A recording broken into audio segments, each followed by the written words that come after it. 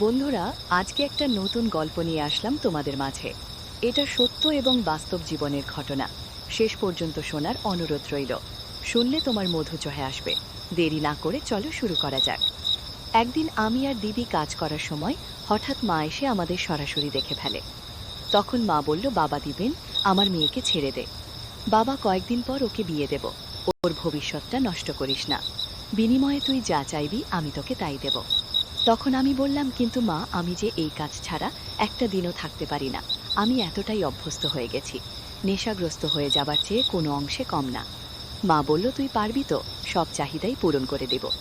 আমার মায়ের নাম সুনিতা চক্রবর্তী, তিনি 2 সন্তানের জননী। আমার নাম দীপন চক্রবর্তী, অনার্স ফার্স্ট ইয়ারে পড়ছি, বয়স 20 বছর। আর আমার বড় বোন সুরঞ্জিতা চক্রবর্তী, বয়স 23 বছর। কলকাতার একটি বেসরকারি বিশ্ববিদ্যালয়ে ফ্যাশন ডিজাইনিং পড়ছে। ভারতের পশ্চিমবঙ্গের রাজধানী শহর কলকাতা থেকে একটু দূরে হুগলিতে আমরা বসবাস করি।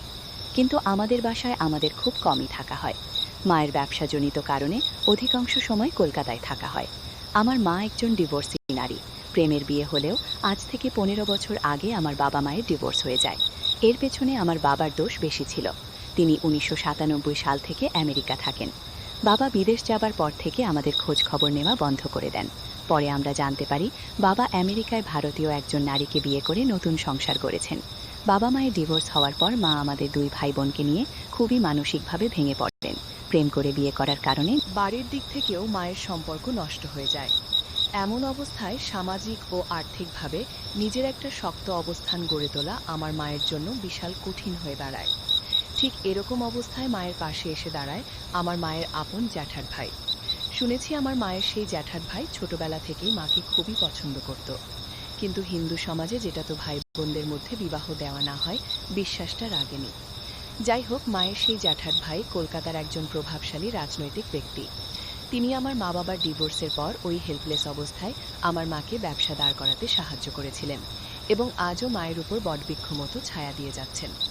বলে রাখি, এখন মায়ের কলকাতা শহরে মোট 3টি বিউটি পার্লার আছে, একটি বুটিক হাউস আছে, আর পাশাপাশি একটা ট্যুরিজম এজেন্সি আছে। অন্য ব্যবসাগুলোতে মায়ের এতটা শ্রম দিতে হয় না, কিন্তু ট্যুরিজম এজেন্সির ব্যাপারে মাকে সবসময় অ্যাক্টিভ থাকতে হয়। আর মায়ের ট্যুরিজম এজেন্সির বিশেষত্ব হলো এখানে হাতে গোনা কয়েকজন দেশি এলিট কারেন্ট আছে, আর বাকি কারেন্টের বেশিরভাগই বিদেশি ট্যুরিস্ট গাইড হিসেবে আসে। এতক্ষণ তো আমি আমার মা ও পরিবারের গল্প শোনালাম, যাতে পাথর গল্পের প্রেক্ষাপটগুলো ভালোভাবে বুঝতে পারেন। এখন আসি আমার মায়ের নিজের কথায়। আমার মা সুনিতা রানী, 43 বছর বয়সী একজন মডার্ন মহিলা। পা মাথা পর্যন্ত সাদা, 5 ফিট 5 ইঞ্চি লম্বা দেহের ভাঁজে ভাঁজে বেশ চর্বি জমে গেছে। আগেই বলেছি আমার মা যথেষ্ট মডার্ন মহিলা। চুলগুলো ফিট পর্যন্ত কাটা এবং সোনালি রং করা। বাসায় শুধু হাত কাটা পাতলা সুতি কাপড়ের ম্যাক্সি পরেন সবসময়, যার কারণে সবই আবছাআজ করা যায়। মায়ের ট্যুরিস্ট গাইড হিসাবে যারা আসে তাদের অনেকেই ঘুরতে এসে নারী ডিমান্ড করে। সত্যি কথা বলতে, মা নিজেই সেই কাজটা করেন। অল্প পরিশ্রমে ভালো অর্থ আর একেবারে টপ প্রাইভেসি মেনটেন করে আমার মা এখন আমার বাবার চেয়েও অনেক ধনী। বলা যায় মায়ের ডিভোর্স প্রাপ্ত হবার পর একটা জেদ চেপে যেছিল, যে করেই হোক আমার বাবার চেয়ে বেশি টাকা পয়সা ইনকাম করবে। আর তারই বাস্তবায়নে সমস্ত ব্যবসা, parlour, boutique house, top service আমি আর আমার বোন সবাই জানি। কিন্তু আমরা কখনোই মায়ের এসব কাজের জন্য কিছু বলতে পারিনি, কারণ আজ আমরা যে লাইফস্টাইল লিড করছি তার সবই সম্ভব হয়েছে আমার মা সুমিতা চক্রবর্তীর কারণে। আমি একদিন মায়ের শাড়ি পরার সময় দেখতে পাই, সেই থেকে আমার কল্পনার রানী আমার মা সুমিতা চক্রবর্তী। মা যখন হাতে থাকে তখন ঢেউ খেলানো রূপ ধারণ করে থাকে। আর মায়ের আরেকটা ভালো অভ্যেস হলো উনি সবসময় পরিষ্কার পরিচ্ছন্ন থাকেন। ওই ব্যবসাতে মায়ের পদার্পণ প্রায় 10 বছর হচ্ছে। আমি গত 7-8 বছর হলো জানতে পারলেও আমার দিদির সবই জানতো যখন আমার মা 45 দিনের জন্য বাড়ির বাইরে ট্যুরে যেত ট্যুরিস্ট গাইড হিসাবে। তখন আমার দিদিকে সব জানিয়ে যেত, যেন কোনো সমস্যা না হয় আর নিজেদের মধ্যে ভুল বোঝাবুঝি না হয়। যাই হোক, এভাবেই চলছিল সবকিছু। গত 2023 সালে একদিন বিকালে আমার এক ক্লাস ফ্রেন্ডও অর্ণব ঘোষ আমাকে জরুরিভাবে কলকাতার একটা নামকরা রেস্টুরেন্টে ডেকে পাঠালো। আমিও কারণ জিজ্ঞেস করাতে বলল, এলেই বুঝতে পারবেন। আমি ওর কথা মতো ওর দেওয়া ঠিকানাতে পৌঁছে গেলাম। তারপর সে আমাকে একটা কর্পোরেট পার্টির অনুষ্ঠানে নিয়ে গেল। তারপর আমি যা দেখলাম তা দেখার জন্য আমি মোটেও প্রস্তুত ছিলাম না।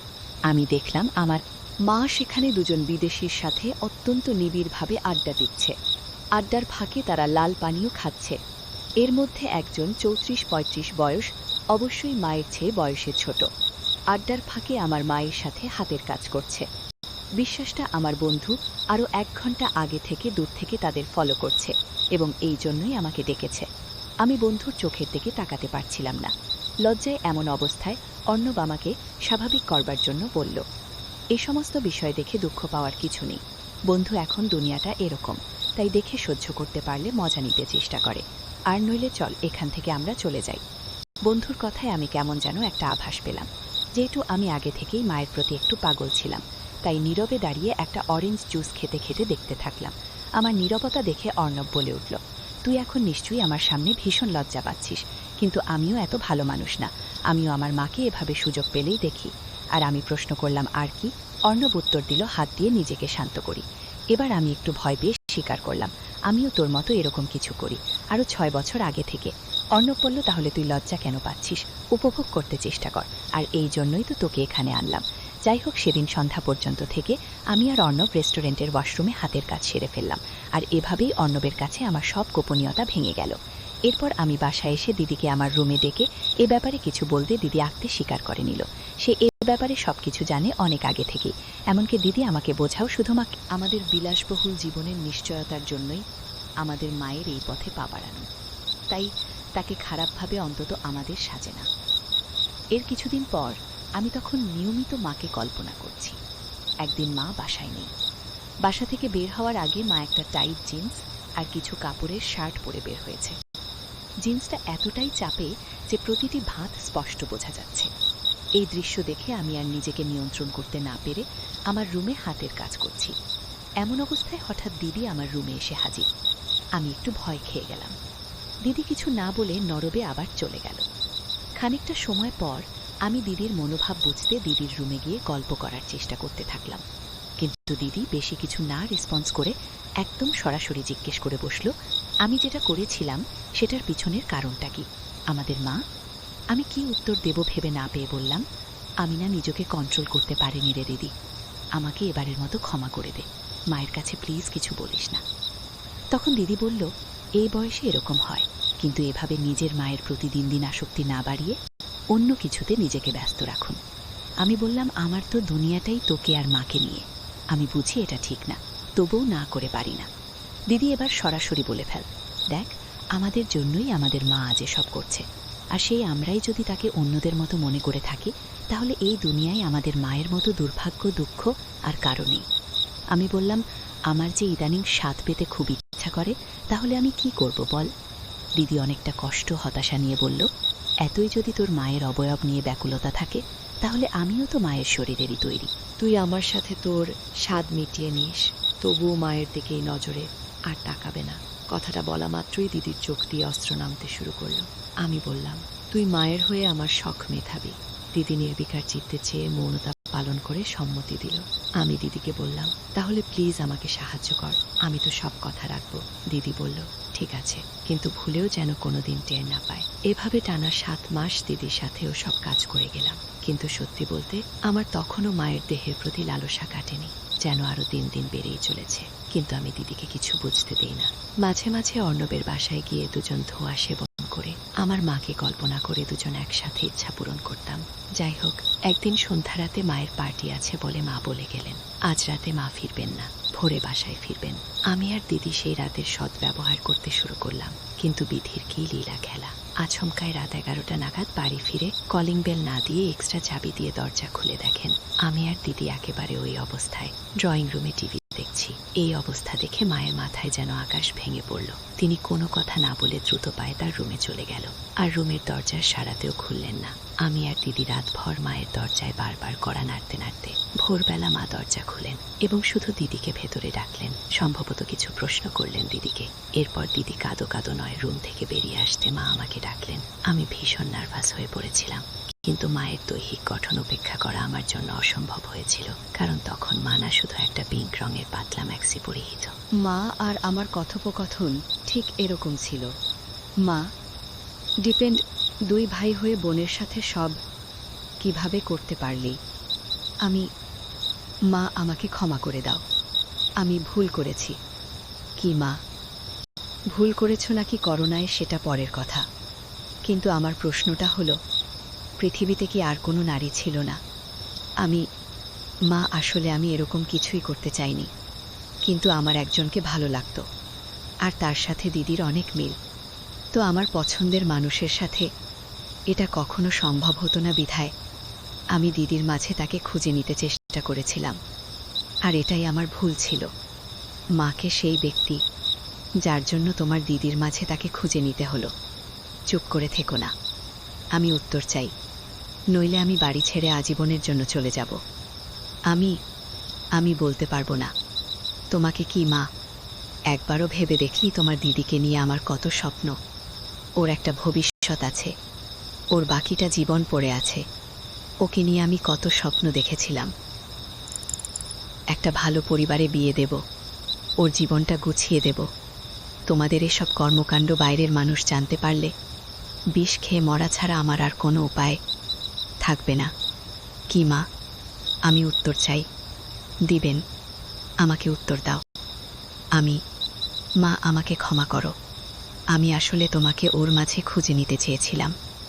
মা, মানে আমি তোমার রূপ সাজসা আমাকে বিমোহিত করে ফেলেছিল, যার প্রভাব দিদি টের পেয়ে নিজেকে আমার কাছে সঁপে দিয়েছে। তবু যেন আমি এই পথে আর পা না বাড়াই। দিদির কোনো দোষ নেই মা, দোষ সব আমার। কি মা, কি তুমি আমার ছেলে দিবেন? তুমি কি বলছো বুঝছো? তুমি আমাকে আর 5টা মেয়ের সাথে গুলিয়ে ফেলেছ। আমি না তোমার জন্মদাত্রী মা, আমাকেও তুমি দৃষ্টিকে দেখো। আমার ভুল হয়ে গেছে মা। এবার ভগবানের দয়ায় নিজের বোনের ভবিষ্যতের কথা ভেবে এগুলো বন্ধ করো, নইলে ওকে বিয়ে দেওয়া মুশকিল হয়ে যাবে। তাহলে আমি এই অভ্যাস ত্যাগ করব কি করে মা? তুমি বলে দাও মা, কতদিন ধরে এসব কাজ করে চলেছ তোমরা? আমি প্রায় 6-7 মাস গোমা। তুমি যে ওকে প্র্যাকটিস করে দাওনি, এটাই কপাল। আমরা কোনোদিন কাউকে বুঝতে দিতাম না কি মা। আমার দিদিকে বলতো, দিবিন, তুমি কি আমাকে আর আমার মেয়েকে তোমার ওই কুদৃষ্টি থেকে মুক্তি দিতে পারবে? আমি একেবারেই নিশ্চুপ মা। জীবনে আর কি কি পরীক্ষা দিতে হবে আমাকে কে জানে। আমি যদি আমার মেয়ের সতীর্থ ভিক্ষা চাই তোমার কাছে, তুমি কি এটুকু দয়া করতে পারবে আমাদের? আমি কিন্তু মা, আমি যে ওগুলো ছাড়া একটা দিনও থাকতে পারি না, এতটাই অভ্যস্ত হয়ে গেছি। নেশাগ্রস্ত হয়ে যাওয়ার চেয়ে কোনো অংশে কম নয়। মা, আমার মেয়েকে ছেড়ে দে বাবা, ওর ভবিষ্যৎ নষ্ট করিস না। বিনিময়ে যা চাইবি আমি তোকে তাই দে। বন্ধুরা, ভিডিওর মাঝখানে একটা কথা বলতে চাই। আমি তোমাদের আনন্দ দেওয়ার জন্য খুব কষ্ট করে ভিডিও বানাই, তাই তোমাদের কাছে অনুরোধ থাকবে অবশ্যই এই ভিডিওটি দেখে একটি লাইক করবে এবং চ্যানেলটি সাবস্ক্রাইব করে পাশে থাকবে। আমি একটু ভয় নিয়ে বললাম, যদি আমি তোমাকে চাই, এর বিনিময়ে মা তুমি পারবে তোমার চাহিদা আমার সাথে পূরণ করতে? আর এতে কি আমার মেয়েটা তোমার থেকে নিস্তার পাবে? আমি চুপ করে দাঁড়িয়ে মায়ের মাথা থেকে পা দেখতে থাকলাম, আর মনের অজান্তে হাসু চোখ ভঙ্গি দিয়ে ফেললাম। মা অনেকটা ঘৃণা ও অবজার সাথে এগিয়ে গিয়ে দরজার লকটা লাগিয়ে দিয়ে আমার দিকে ঘুরে বললেন, কথা দাও, আমি এখন যা বলবো তুমি অক্ষরে অক্ষরে তা মেনে নেবে। বলো মা, আমি মেনে নেব। কি মা, এই যে এতক্ষণ আমি তোমাকে এতগুলো কথা বললাম, তা শুনেছ কিনা জানি না, কিন্তু তোমার মনোযোগ যে আমার দিকে, এটা সত্য। আমি আবারও চুপচাপ মাথা নিচু করে দাঁড়িয়ে থাকলাম। এবার মা আরও কড়া গলায় বলে উঠলেন, কি করতে চাও তুমি আমার সাথে? আমি বয়স্ক, ছেলে মেয়ে যা করে। মা এবার একটু গম্ভীর কণ্ঠে বলে উঠলেন, চালাও তোমার পশুত্ব, তোমার মায়ের সাথে যা ইচ্ছে করো, কিন্তু আমার মেয়ের দিকে আর কোনো দিন চোখ তুলে তাকাতে পারবি না। আর যদি তা না, আমি তোমাকে দিয়ে বলছি, আমি নিজেকে নিজে শেষ করব, আর তার জন্য দায়ী থাকবে তুমি। আমি মায়ের চোখের দিকে তাকিয়ে বুঝলাম, প্রথমে রাগ নিয়ে সূত্রপাত হলেও তিনি একটু লজ্জা পাচ্ছেন। এরপর আমি আর কোনো কিছু না ভেবে মায়ের দিকে মনোনিবেশ করলাম। আমি 2 পা এগোতেই দরজার ওপাশ থেকে আমার দিদি হাউমাউ করে কাঁদতে কাঁদতে ঘরে ঢুকে পড়ল। দিদি বারবার অনুনয় বিনয় করে আমাকে বলছে, সব দোষ আমার, মা আমার জন্য তুমি এত বড় ভুল করো না। তারপর দিদি আমাকে জড়িয়ে ধরে কাঁদতে কাঁদতে বলতে থাক, ভাই প্লিজ তোর যা ইচ্ছে আমার সাথে করো, তবু মায়ের সাথে এমন কিছু করিস না। আগে এদিকে আমি দিদিকে বললাম, না দিদি, আমি মাকে কথা দিয়েছি আমি তোর দিকে আর চোখ তুলেও তাকাবে না। আগে মনে মনে আমি ভাবছি আজকের এই সুযোগ আমার কোনোভাবেই হাতছাড়া করা যাবে না। দিদি তখন ঘটনাস্থলে দাঁড়িয়ে কেঁদে চলেছে। এক পর্যায়ে মা নিজেই দিদিকে উদ্দেশ্য করে বলে উঠলেন, উফ, এত ভোরবেলা আশপাশের এলাকার মানুষ চর করবি নাকি? নিজের অপরাধের জন্য যদি এতই অনুতপ্ত বোধ হয় তাহলে তুই তোর রুমে গিয়ে যা খুশি করব। সাথে সাথে আমার মাথায় একটা দুষ্টু বুদ্ধি খেলে গেল। যেহেতু দিদি আর আমার মাঝে গোপন কিছু নেই, আর আমাদের মায়েরও দিদির সামনে কোনো রকম ইতস্তত বোধ দেখছি না, তাহলে দিদিকে আমাদের কর্মকাণ্ডের সাক্ষী বানিয়ে নিই। তাই আমি মাকে বললাম, মা, ভুলেও এখন দিদিকে একা ঘরে পাঠিও না। হঠাৎ যদি আত্মঘাতী কোনো ঘটনা ঘটিয়ে ফেলে। এটা শুনে সাথে সাথে দিদিকে উদ্দেশ্য করে মায়ের আদেশ, না খুকি, তুই কোথাও যেতে পারবি না। তুই এখন যা যা ঘটবে তা পুরোটা বসে দেখবি। নিজের ভাইয়ের সাথে পাপাচার করতে পেরেছ, আর তার প্রায়শ্চিত্ত করতে পারবে না, তা তো হবে না। এই কথা শুনে দিদি হতভাগা মায়ের রুমের সোফায় চুপচাপ বসে সব কিছু অবলোকন করতে থাকে। মা যেন আমার প্রতিটি পদক্ষেপ সম্পর্কে আগে থেকেই অবগত। আমি দিদির দিকে তাকিয়ে দেখলাম দিদি প্রথমে কান্নাকাটি করলেও এখন বোধহয় অনুভূতি নেওয়া শুরু করেছে। দিদিকে বললাম, দিদি, আর যদি আমি এখানে পুরোটা সম্পূর্ণ করি তোর কোনো আপত্তি আছে? দিদি মাথা নাড়িয়ে কিনা সূচক উত্তর দিল। কিন্তু আমি বুঝতে পারছি আমাদের কর্মকাণ্ড দেখে দিদি খুব ইচ্ছে জেগেছে। তাই আমি লজ্জাশ্রম ত্যাগ করে মায়ের কাছে বিশ্বাসটা উপস্থাপন করলাম এভাবে যে, দেখো মা, তুমিও একজন নারী, দিদিও আরেকজন নারী। আমাদের কর্মকাণ্ডের ফলে দিদির ভেতরেও তো কোনো সুপ্ত ইচ্ছা জাগতে পারে। হ্যাঁ, আমি তোমার মেয়েকে স্পর্শ করব না, তোমাকে কথা দিয়েছি। কিন্তু ও নিজে থেকে যদি নিজের জ্বালা মিটিয়ে নিতে পারে তাহলে তো আমাদের কোনো আপত্তি থাকা উচিত নয়, তাই না মা? দিদির চোখের দিকে তাকিয়ে দেখে তার সারা মুখ লাল হয়ে গেছে। তাই মা দিদিকে উদ্দেশ্য করে বললেন, কেউ যদি নিজের ব্যাপার নিজেকে প্রকাশ না করে তবে তাতে কি আমাদের দায়? মানে মা দিদিকে পরোক্ষ অনুমতি দিলেন। আবারও বুঝলাম মা এরকম বিশ্বাসগুলোতে অভ্যস্ত হওয়ায় তেমন কিছুই মনে করল না, শুধু একটু খোঁচা মেরে বলল, এই তাহলে বীরপুরুষের দম। এবার মা দিদির দিকে তাকিয়ে তার ছেলের সাথে বলল, এই মদ নিয়ে আবার জ্বালা মেটাতে এত ব্যাকুলতা? কথাটা শুনে দিদি বরাবরের মতো সোফাতে নির্বিকার চিত্তে নীতি থাকলেও আমার খুবই আত্মসম্মান বোধে লাগলো। যাই হোক, সেই ভোরবেলা থেকে শুরু হওয়া আমাদের তিনজনের মান অভিমান মালিকানা অবশেষে লীলা খেলার প্রাথমিক প্রবর্তনা রূপে সকাল ৯টার দিকে শেষ হলো। সেদিন সকাল ৯টায় কাজ শেষ করে আমরা ক্লান্ত হয়ে ওভাবেই ঘুমিয়ে গেলাম। আমার ঘুম ভাঙো ঠিক দুপুর ২টায়। ঘুম ভেঙে দেখি দিদি স্নান করতে গেছে, আর আমার মা রান্নাঘরে কাজ করছেন। মা একটু মোটা স্বরে বলে উঠলেন, অনেক হয়েছে তামাশা, এবার স্নান করে খেয়ে আমাকে উদ্ধার করবে। আমি, কেন মা, কোনো কাজ আছে নাকি? মা, বিকালে একটু তোর মামার অফিসে যেতে হবে, আজ তোর মা আমার জন্মদিন খো। আমি, শুধু কি তোমার যাবার কথা নাকি অন্যদেরও যাবার কথা আছে মা? কেন তুই যাবি? চলো না, তোর মামা কতবার করে তোকে আর তোর দিদিকে নিয়ে যেতে বলে। আমি, দিদিকে বলে দেখো, যদি না যায় তাহলে আর কি করার, আমি না হয় বডিগার্ড হিসেবে যাব তোমার সাথে।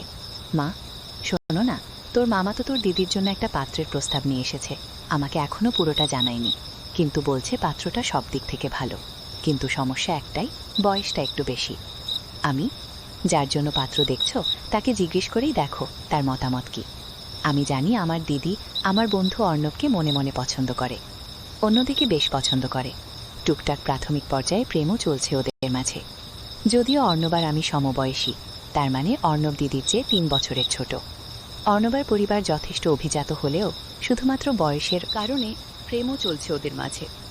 যদিও অন্যবার আমি সমবয়সী, তার মানে অর্ণব দিদির চেয়ে ৩ বছরের ছোট। অর্ণবের পরিবার যথেষ্ট অভিজাত হলেও শুধুমাত্র বয়সের কারণে বিশ্বাসটা আলোর দিতে পারছে না। মা, তোর দিদি তো কিছু বলে না, তুই একটু দেখ না তোর দিদির আসলে মতিগতি কি। আমি, ঠিক আছে মা, আমি যদি কোনো পাত্রের সম্বন্ধ নিয়ে আসি আর দিদি যদি তাতে রাজি থাকে তাহলে তোমার কি আপত্তি থাকবে মা? দেখ, তোর দিদি যদি রাজি থাকে আর পাত্রের পরিবার ভালো হয় তাহলে আমার কেন আপত্তি থাকবে? এই বলে আমার স্নান করতে চলে গেল। এই ফাঁকে আমি অর্ণবকে ফোন দিয়ে বললাম ১ ঘন্টার মধ্যে জরুরিভাবে দেখা করতে। ১ ঘন্টা পর অর্ণব আসলো। অর্ণবকে নিয়ে আমি আমাদের ছাদে গেলাম। ছাদে গিয়ে অর্ণব আমার মায়ের রোদে মেলে ছুট কাপড়ের দিকে নজর দেওয়া শুরু করে দিল। আমি সন্তকে খুব সিরিয়াস বিষয় নিয়ে কথা বলার জন্য ডেকেছি। অর্ণব, কিরে, মাসিমাকে লাইনে আনতে পেরেছিস? সে নাকি? আমি, সেটা পরের কথা। আগে বলতো দিদি, আর তোর ব্যাপারটা কতটা সিরিয়াস? তোরা কি একে অন্যকে বিয়ে করার ব্যাপারে প্রতিশ্রুতিবদ্ধ? অর্ণব, দেখবি তোকে তুকনোর কিছু নেই। তুই তো জানিস আমি তোর মায়ের জন্য মরতেও পারি। সম্ভব হলে তোর বোনকে আর তোর মাকে একসাথে বিয়ে করতাম। তুই যদি তোর বাসায় আজকালের মধ্যে ম্যানেজ করে আমার বোনকে বিয়ে করতে পারিস, তাহলে আমি তোকে কথা দিচ্ছি আমার ঘরের সব তোর সামনে খুলে দেওয়ার দায়িত্ব আমার। ও, অর্ণব, সব মানে মাসিমাও? আমি ধরে নেই, তাই? তবে ধৈর্য রাখতে হবে। ও অর্ণব, তুই তো জানিস আমার বাড়িতে আমার বাবা ছাড়া কেউই নেই, আর বাবাও মেরিন ইঞ্জিনিয়ার। বছরে তীর্য 3.5 মাসের জন্য ছুটি পায়, তাই এসব ব্যাপারে আমার মতামতই ফাইনাল।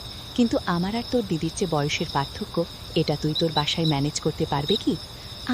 সেটা আমার উপর ছেড়ে দেখেই বলে অর্ণব। আর আমার আলাপচারিতা শেষ করে বাসায় ঢুকে দেখি আমার মা তার প্রেমিকের বাড়িতে যাবে বলে সেজেগুজে বসে আছে। মা, তোমাকে তো হে সুন্দরী লাগছে। সুন্দরী শব্দটা আসলে এখানে মানাচ্ছে না, অন্য কিছু হবে কি? মা, সুন্দরী শব্দটা মানাচ্ছে না। তাহলে কোন শব্দটা মানাবে শুনি? আমি ওই শব্দটা এখানে সবচেয়ে বেশি ভালো মানাবে কি মা? হ্যাঁ, তোর যেমন পারফরমেন্স, তাতে সুন্দরী শব্দটা ইতরের মুখে মানায়। আজ ভোরের বিশ্বাসটা ইঙ্গিত করে আমি তা তোমার। কাজের ওখানে তুমি আর দিদি তো যাচ্ছ নাকি মা? তোর দিদি নাকি পিরিয়ড হয়েছে, তাই তোকে যেতে হবে আমার সাথে গো। ঠিক আছে, কি আর করা, চলো তাহলে। গাড়িতে উঠে আমি মাকে বললাম, দিদি নাকি বয়স্ক ছেলে বিয়ের জন্য পছন্দ নয়। দিদি চায় তার জামাই তার চেয়ে 23 বছরের ছোট হোক, এতে নাকি অনেক লম্বা সময় ধরে তারা উপভোগ করতে পারবে, আর ছেলেটার উপরেও দিদির একটা ডমিনেন্স বজায় থাকবে। আসলে দিদির সাথে নতুন করে এই বিষয়ে আমার কোনো কথাই বলার প্রয়োজন হয়নি, কারণ আমি দিদি অর্ণবের প্রেমের বিশ্বাসটা একেবারে শুরু থেকেই জানি।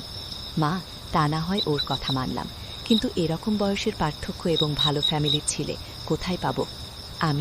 মা, তুমি উপবোস দিয়ে আমি একজনের কথা বলতে পারি। মা, বল দেখি। আমার বন্ধু অর্ণবকে তো চেনো, ওর পরিবারের ব্যাপারেও আমাদের নতুন করে জানবার মতো কিছু কি আছে? আর দ্বিতীয়, দেখেছি অর্ণবকে বেশ পছন্দ করে। মিউজিক কি মা? কিন্তু অর্ণবের বাবা কি মানবে? তোমার দিক থেকে কোনো আপত্তি না থাকলে আমি বিষয়টা নিয়ে সিরিয়াসলি খোঁজ নিয়ে দেখতে পারি। এরপর কেটে গেল 1 মাস। সেই 1 মাসে আমার মা সুমিতা চক্রবর্তী মাত্র 7 দিন বাড়িতে ছিল। বাকি দিনগুলো 2 জন জাপানি ক্লায়েন্টের সাথে কাটিয়ে বেশ ভালো টাকা কামিয়েছেন। আজ অর্ণব ও দিদির বিয়ে হলো। দুজনেই বেশ খুশি, অন্য একটু বেশি খুশি, যেটা আমি শুধু জানি। আজ দিদিমার অর্ণবের ফুল সোজার রাত। এই সুযোগে আমিও মায়ের কাছে দাবি করেছি, দেখো মা, আমি আমার কথা রেখেছি। তোমার মেয়ের বিয়ের চিন্তাও তোমার আর নেই। এবার আমাকে তোমার সবটুকু মধু খেতে দিতে হবে গোমা। তাই বলে মেয়ের ফুল সোজার রাতেই মা ছেলের ফুল সোজা হবে? জামাই বাবা যদি কিছু টের পেয়ে যায়, ওরা ওদের কাজ নিয়ে মশগুল থাকবে, নাকি তোমার আমার ঘরে আড়ি পেতে বসে থাকবে? মা, আচ্ছা ঠিক আছে, রাতে তুই আমার ঘরে ঘুমাবে তাহলে। আমি শুধু এটুকু তো হবে না? তুমি তোমার কাণ্ডের জন্য যেভাবে সাজসজ্জা করো, আজ তুমি আমার জন্য একইভাবে প্রস্তুত হয়ে থাকবে। এটা তোমাকে মানতেই হবে কিনা? হায় ভগবান! আচ্ছা যা, মানলাম মহারাজের আর্জি। এবার খুশি তো? হঠাৎ রাত 2টার সময় পাশের রুম থেকে এখন দিদি ফোন দিল। ভাবতে ভাবতে আমরা নিজেদের কিছুটা সামলে নিলাম। তারপর ফোন কল ব্যাক করতেই আরেক কাহিনীর সূত্রপাত। ফোনের ওপাশ থেকে দিদির কান্না শুনে বুঝলাম কিছু একটা ঘটেছে। আমরা রুম থেকে বেরিয়ে দিদির রুমের সামনে যেতেই দেখি দিদি দরজায় দাঁড়িয়ে কাঁদছে। তারপর দিদি কাঁদতে কাঁদতে মায়ের কাছে রুখতে তার স্বামীর সাথে কথা বলতে রুমে যেতে বলল। মা ওই অবস্থাতেই অর্ণবের কাছে গিয়ে কি ব্যাপার, কি হয়েছে টাইপ কিছু প্রশ্ন করতেই অর্ণব আমাকে ডাক দিল। আমি রুমে ঢুকতেই অর্ণব রুমের দরজাটা লাগিয়ে দিল। তারপর আমাকে সামনে রেখে অর্ণব তার পুরো মনোবাসনা মায়ের কাছে খুলে বলল। সাথে এটাও বলে দিল, দেখুন মা, আপনার ছেলে আমার সবচেয়ে প্রিয় বন্ধু, আর তাই ওকে আমি সবকিছুই শেয়ার করি, ঠিক যেন আমার সবকিছু শেয়ার করে। আপনি যেন ভাববেন না আপনার ছেলের সামনে আপনি মুখ দেখাবেন কি করে। এরপর মা 2 মিনিট শান্ত থেকে আমাকে থমথমে গলায় বললেন, দীপেন, রুমের দরজাটা লাগিয়ে তোর দিদির সাথে বসে কথা বল, আমি 30 মিনিট পর আসছি। আমি ওর সাথে সাথে রুম থেকে বের হয়ে মৃদু হাসি দিয়ে মনে মনে বললাম, সাবাস অর্ণব। এরপর আমি দিদির সাথে বসে আড্ডা দিচ্ছি আর লাল পানি খাচ্ছি। দিদি বিয়ের আগে থেকেই জানো তো অর্ণব কি চায়, তাই অর্ণবের প্ল্যান অনুযায়ী মিথ্যে অভিনয় করে এভাবে অর্ণবকেও মায়ের নিতে সাহায্য করে দিল। 1.5 ঘন্টা পর মা দিদির বাসর ঘর থেকে নিজের ঘরের বাথরুমে চলে